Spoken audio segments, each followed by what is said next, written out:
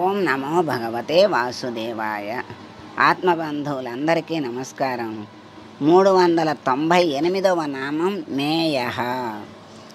నేయః అంటే ఆత్మజ్ఞానం చేత జీవుణ్ణి పరమాత్మతో చేర్చేటువంటి స్వామి గనక ఆయన్ని నేయుడు అన్నారని శంకరాచార్యుల వారు భావించారు. ఇందాక నామంలో మార్గ అంటే జ్ఞాన మార్గాన్ని ఆయనే మార్గస్వరూపుడుగా వచ్చి మార్గంలో నడిపించాడు. ఇప్పుడు నేయ రూపంలో ఆయనలో కలుపుకున్నాడు.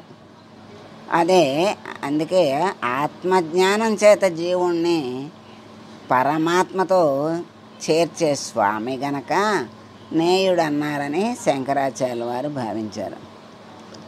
మరి జ్ఞానం ఎందుకు అంటే మోక్షానికి. మోక్షం ఎందుకు? బంధం లేకుండా ఉండటానికి. మరి బంధం ఉంటే ఏమిటి అంటే బంధం అంటే జీవితాలు, జన్మలు ఇవన్నీ మనకి దుఃఖానికి కారణమే కానీ ఆనందం లేదు. అయ్యో అన్ని ఆనందాలు అనుభవిస్తున్నాం కదా, ఆనందం లేకపోవటం ఏంటి? అనేక ఆనందాలు కోరుకున్నది పొందుతున్నాం, ఆనందిస్తున్నాం, లేదంటారేంటి అనే ప్రశ్నకి ఇవన్నీ కూడా క్షణికానందాలే.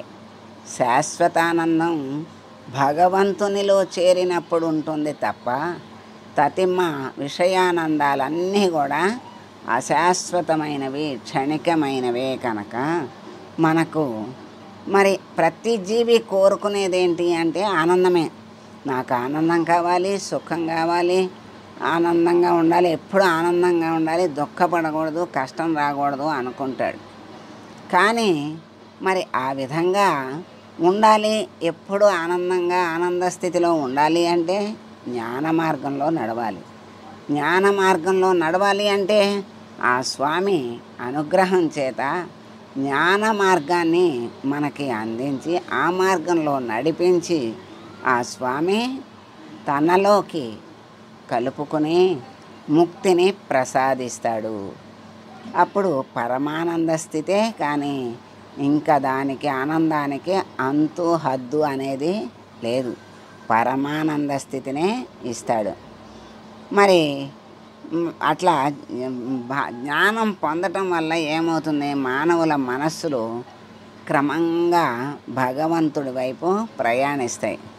అసలు ఈ జ్ఞానం ఎలా కలుగుతుంది అంటే కోరికలు, మనిషికి ఎన్నో కోరికలు ఉంటాయి. ఆ కోరికల కోసం కోరికలు తీరటానికి భగవంతుణ్ణి ఆరాధిస్తాడు. ఆ కోరికలు భగవంతుడు తీరుస్తాడు. అప్పుడు భక్తి అనేది కొంచెం మార్గంలోకి వస్తాడు.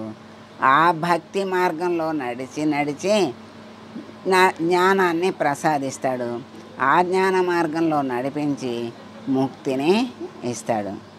అట్లా క్రమంగా భగవంతుడి వైపు ప్రయాణిస్తాడు. ఆ విధంగా జీవుడు ఆ ఉత్తమ మార్గంలోకి నడుస్తాడు అంటే నడిపిస్తాడు స్వామి. అటువంటి నడిపించే స్వామికి నేయుడు అనే పేరు ఉంది. చాలామంది మహర్షులు, భక్తులు మరి పరంధామం చేరడానికి స్వామి సహకరించిన విషయం లోకానికి అందరికీ తెలుసు. ఎందుకంటే ఎంతోమంది మహర్షులు, భక్తులు స్వామిని చేరటానికి ఆయనే మళ్ళీ కారణం, సహకారం. ఆయన సహకారం లేకుండా ఏది జరగదు, ఏది పొందలేరు.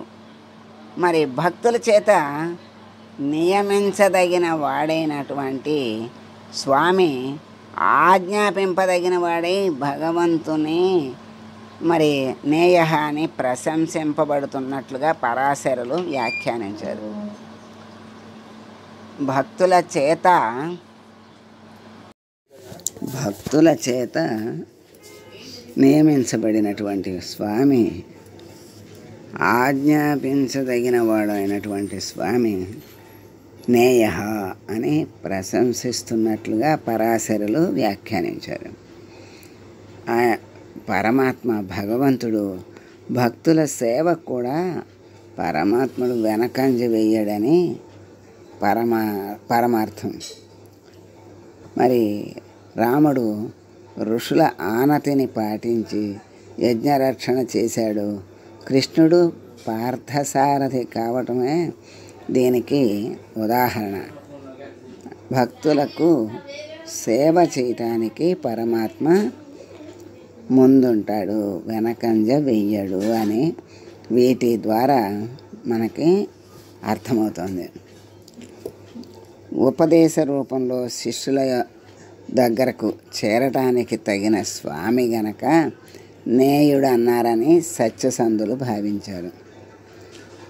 ఉపదేశ రూపంలో అంటే ఉపదేశాలు గురువులు శిష్యులకి ఇస్తారు కదా, ఆ ఉపదేశ రూపంలో గురువుల నుండి శిష్యుల దగ్గరకు చేరటానికి తగిన స్వామి అని సత్యసంధుల వారు భావించారు. మరి ఎన్నో మంత్రాలు ఉంటాయి, ఎన్నో మంత్రోపదేశాలు ఎంతోమంది చేస్తారు. సమస్త మంత్రోపదేశాలు నేనేనని అర్థం, అంటే ఆ పరమాత్మే అని పరమార్థం. సాధువులు స్వామిని ఓం నేయాయ నమః అని కీర్తిస్తూ ఉన్నారు. ఒక నాయకుడు కావాలి అంటే వాళ్ళ యొక్క హృదయాలు, వాళ్ళల్లో ఉన్న భావనలు చక్కగా తెలుసుకోవటమే చెయ్యాలి. మరి అలా తెలుసుకోవటానికి శక్తి సామర్థ్యాలు ఉండాలి. ఆ తెలుసుకున్న దాన్ని చెయ్యటానికి సామర్థ్యం ఉండాలి. భగవంతుడు ఈ శక్తి సామర్థ్యాల్ని పరమాత్మే ఇస్తాడు. అంటే జీవులకి ఆ శక్తి సామర్థ్యాల్ని ఇచ్చేటువంటి స్వామి గనక నేయ అన్నారు. ప్రతి జీవిలోనూ ఆ భగవంతుని సంకల్పంగా తానే పనిచేస్తూ ఉంటాడు.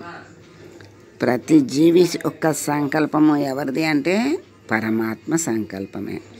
ఆ పరమాత్మే అక్కడ సంకల్ప రూపంలో పనిచేస్తూ అనేక పరిస్థితుల్ని దాటించి పరిపూర్ణత్వానికి నడిపించుకుని వెళ్తాడు జీవుణ్ణి, అదే తన భక్తుణ్ణి. కనుక భగవంతుడే జీవులకు నిజమైన నాయకుడు, నేయ అన్నారు.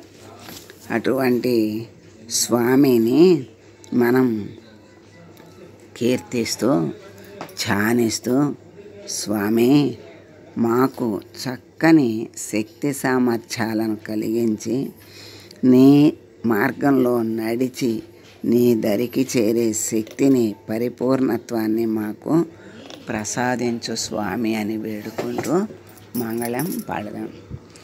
మంగళం కౌసలేంద్రాయ మహనీయ గుణాత్మనే